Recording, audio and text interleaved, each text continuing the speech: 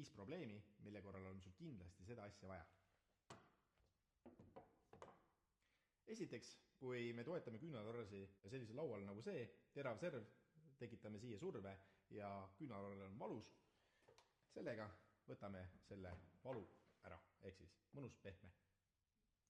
Teiseks, olukorras, kus me kasutame sellist lauda, sellist kontseptsiooni, meie küünarvarred toetuvad laua peale, siis vaadake, kui kaugel peab olema klaviatuur, hiir.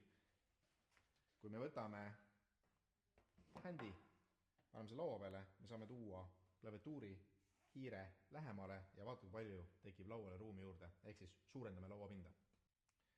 Kolmandaks, me soovime kasutada ju tooli käetugesid selleks, nagu nad on ette nähtud, ehk siis küünarvarde hoidmiseks ja selleks, et me saaksime võimalik lähedale lauale minna, nagu näete, siia jääb vahe sisse.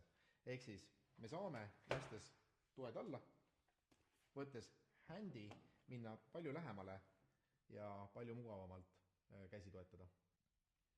Neljandaks, olukorraks, kus siis lauaserv surub meie küünarvarrele, mis me teeme selleks, et valu vältida? Me hakkame tõstma õlavarsi ja see tekitab omakorda pinge õla ja kaelavöötmesse.